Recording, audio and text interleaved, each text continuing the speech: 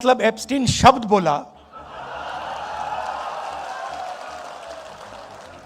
और स्पीकर साहब ने कहा नहीं नहीं नहीं नहीं नहीं नहीं नहीं नहीं नहीं। मैंने कहा कि देखिए मामला एनर्जी सिक्योरिटी का है। मामला एनर्जी सिक्योरिटी का है। मामला यह है कि गैस सिलेंडर नहीं मिल रहा। हमारी एनर्जी सिक्योरिटी कॉम्प्रोमाइज कर दी गई है। आज अमेरिका कहेगा कि अगर हम रूस से गैस तेल खरीद सकते हैं, अमेरिका कहेगा अगर हम ईरान से, इराक से, किसी और से खरीद सकते हैं, मतलब एनर्जी सिक्योरिटी कॉम्प्रोमाइज हो गई। उसके बाद मैंने बोला क्यों हुई, और मैंने कहा ये जो हरदीपपुरी बैठा है, ये जिसको आपने ऑयल मिनिस्टर बनाया, ब्यूरोक्रेसी से उठा के ऑयल मिनिस्टर बना दिया, यह पहला कॉम्प्रोमाइज है। इसका तो नाम उधर एप्स्टीन फाइल में है, तो उसका दोस्त है।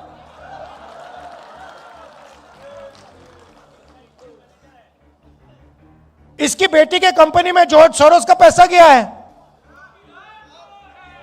तो जैसे ही मैंने कॉम्प्रोमाइज शब्द का प्रयोग किया, स्पीकर कहते नहीं भैया नहीं, कॉम्प्रोमाइज सब नहीं बोल सकते।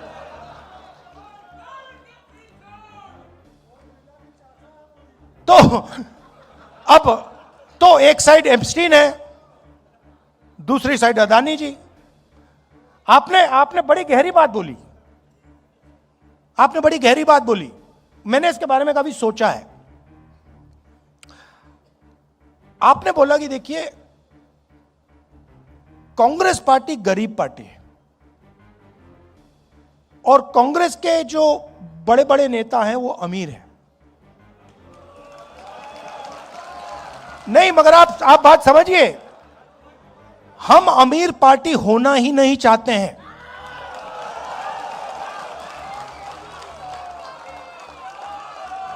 ये कांग्रेस पार्टी का डिजाइन गांधी जी के टाइम से यही है भैया। ये जिस दिन अमीर पार्टी बन जाएगी उस दिन वो बीजेपी बन जाएगी। हमें गरीब पार्टी चाहिए। मैं इस बात को इलेक्शन में समझा। इलेक्शन में माखन जी मेरे पास आए, कहते राहुल जी हमारे सारे के सारे बैंक अकाउंट फ्रीज कर दिए। मैंने सोचा भाई अब तो फंस गए, चुनाव आ रहा है, सारे के सारे बैंक अकाउंट फ्रीज हो गए, अब क्या करेंगे। कांग्रेस पार्टी पे कोई रुकावट नहीं आई, वो चलती गई, कोई फर्क नहीं पड़ा। देखिए ये है विचारधारा की पार्टी और इसको ये बीजेपी वाले नहीं हरा सकते हैं। सवाल नहीं उठता। अगर ये अपनी पटरी पे चलेगी, अगर ये गांधी जी की पटरी पे चलेगी, अंबेडकर जी की पटरी पे चलेगी, इसको कोई नहीं हरा सकता। ज्योतिबाई फुले की पटरी पे किसको कोई नहीं हरा सकता। अगर कमी है तो हम में यह सबसे पहले समझना होगा।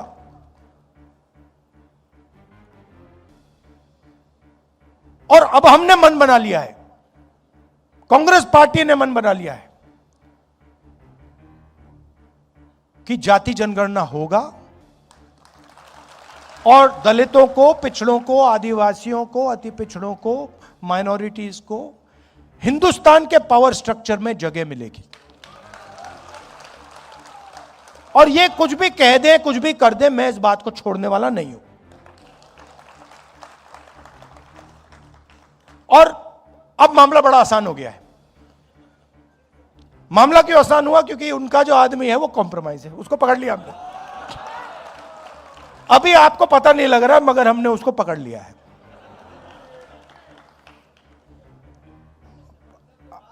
नहीं, वो पकड़ लिया है।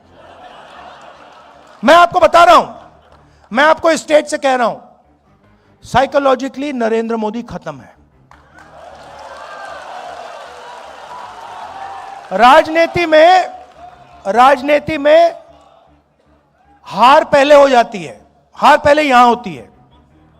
मन में यहां पे हार हो जाती है, उसके बाद होना ही होना है। और आप ये सोच समझिए कि कांग्रेस पार्टी के जो कार्यकर्ता हैं और जो हमारे दलित भाई हैं, आदिवासी भाई हैं, पिछड़े वर्ग के भाई हैं, जिन्होंने प्रेशर बनाया,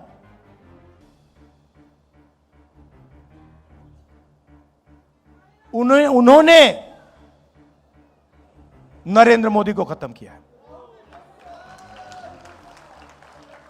और मैं आपको बता देता हूं, देखिए,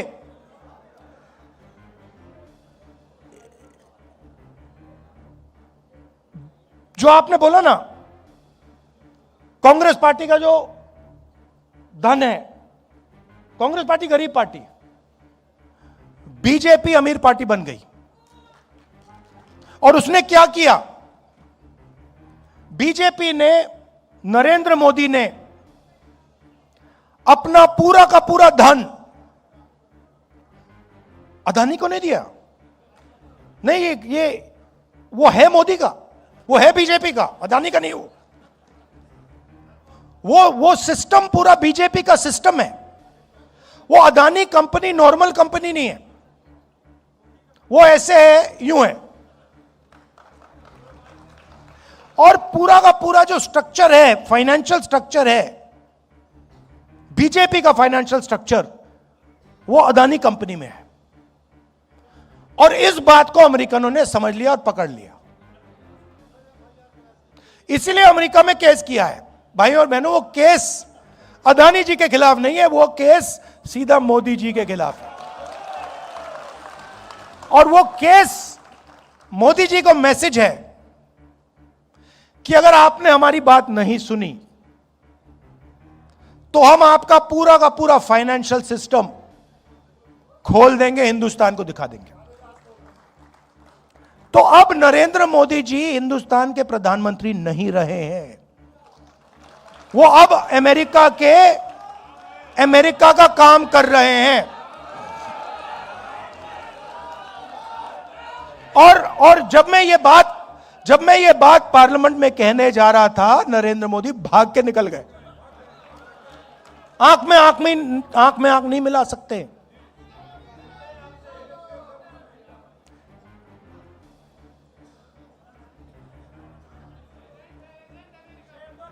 नहीं, अब देखिए, अब आप कहोगे, देखो ये आप कैसे कह रहे हो? मैं बताता हूं आपको, हर चीज का मैं आपको सबूत दूंगा।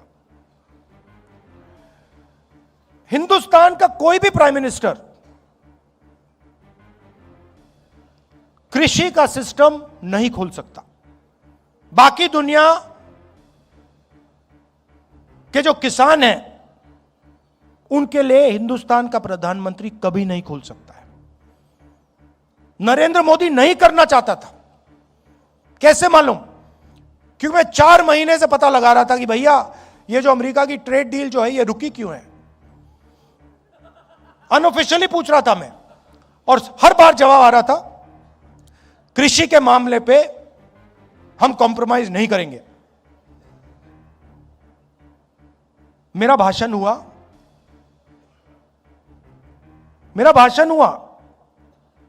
1 घंटा रोका, फिर शुरू हुआ, फिर रोका, फिर शुरू हुआ, फिर रोका, फिर शुरू हुआ। उसके बाद में तकरीबन 6 बजे शाम को जैसे ही प्रधानमंत्री पार्लियामेंट से भाग के गए, उसके एकदम बाद प्रधानमंत्री ने ट्रंप को फोन किया। कैबिनेट से नहीं पूछा, ये हमारे कृषि मंत्री हैं, इनसे नहीं पूछा, गडकरी जी से नहीं पूछा, फॉरेन मिनिस्टर से नहीं पूछा, सीधा फोन लगाया और ट्रंप को कह दिया कि भैया मामला फिट है, डील साइन कर दूंगा। और ट्रंप ने ट्वीट कर दिया, जो काम 4 महीने के लिए रुका हुआ था, जो कॉम्प्रोमाइज आपने 4 महीने नहीं किया, वो आपने 15 मिनट में क्यों कर दिया? एप्स्टीन और अदानी और भी चीजें हैं जो मैं जानता हूं, मगर ये दो हैं, ये दो मेन चीजें, और फिर 2-3 और चीजें हैं। क्या दिया नरेंद्र मोदी ने? हिंदुस्तान का पूरा डेटा पकड़ा दिया। अगर अमेरिका को चाइना से मुकाबला करना है, चाइना के पास दुनिया का सबसे बड़ा डेटा का पैकेज है, नंबर 2 पे हिंदुस्तान का है। हिंदुस्तान के डेटा के बिना अमेरिका चाइना के सामने खड़ा नहीं हो सकता, सीधी बात है। नरेंद्र मोदी ने आप सबका डेटा, हिंदुस्तान की जनता का डेटा सारा का सारा अमेरिका को दे दिया। हमारा डेटा अमेरिका कहीं भी रख सकता है, अमेरिका में रखना चाहता है अमेरिका में रख सकता है। 20 साल का टैक्स हॉलिडे दिया उनको, और हम अपने ही डेटा को चेक नहीं कर सकते। हम उनसे नहीं कह सकते कि भैया इस डेटा का ऐसे प्रयोग नहीं करोगे। गया, मानो सऊदी अरेबिया ने या रूस ने अपना पूरा का पूरा तेल अमेरिका को दे दिया। यह नरेंद्र मोदी ने किया। दूसरी बात, नरेंद्र मोदी जी ने कहा कि हर साल 9 लाख करोड़ रुपए का माल हम अमेरिका से खरीदेंगे। 9 लाख करोड़ रुपए का माल हम अमेरिका से खरीदेंगे। मैं आपसे पूछना चाहता हूं, अगर 9 लाख करोड़ रुपए का माल हम अमेरिका से खरीदेंगे तो हमारे बिजनेस क्या करेंगे? हमारे स्मॉल मीडियम बिजनेस क्या करेंगे? तो डेटा दिया, वायदा किया कि 9 लाख करोड़ रुपए का माल खरीदेंगे। कपास, सोया, फल, बादाम, अखरोट, दाल। अब अमेरिका के जो किसान हैं वो अपना यहां बेचेंगे। अमेरिका के खेत बड़े बड़े 500 एकड़, 1000 एकड़ की पूरी मैकेनाइज्ड। हमारे खेत 5 एकड़, 2 एकड़, 3 एकड़, यहां पे कोई मैकेनाइजेशन नहीं। सारा का सारा माल उनका अंदर आ जाएगा, खत्म कर देगा। और आखिरी बात जो गौतम जी ने कही, हमारी एनर्जी सिक्योरिटी। अभी आप देखना क्या होने वाला है यहां पे। ये स्टेट ऑफ हॉर्मुज जो बंद हुआ है, अभी आप देखना हिंदुस्तान में क्या होने वाला है। अभी तो शुरुआत हुई है। क्यों? क्योंकि नरेंद्र मोदी ने हिंदुस्तान की एनर्जी सिक्योरिटी अमेरिका को दे दी। अमेरिका को कह दिया कि भैया आप बताओ हमें कि हम कहां से तेल खरीदें, कहां से गैस खरीदें। आप चाहते हो कि रूस से ना खरीदें, नहीं खरीदेंगे। चाहते हो ईरान से ना खरीदें, नहीं खरीदेंगे। चाहते हो इराक से ना खरीदें, नहीं खरीदेंगे। आप बोलो। ये चीजें नरेंद्र मोदी ने दी। लिया क्या? कुछ नहीं। हमारा जितना पहले टैक्स था उससे ज्यादा हो गया। हिंदुस्तान को यूएस डील से कुछ नहीं मिला, जीरो। अमेरिका को सब कुछ दे दिया। क्यों? क्योंकि नरेंद्र मोदी एप्स्टीन के कारण, अदानी के कारण, अपने फाइनेंशियल स्ट्रक्चर के कारण कॉम्प्रोमाइज्ड हो गए हैं। नरेंद्र सरेंडर हो गया है। अब हमारे सामने बहुत बड़ा मौका है कि हम अब हिंदुस्तान को बदलने की राजनीति करें। सिर्फ इलेक्शन जीतने वाले नहीं,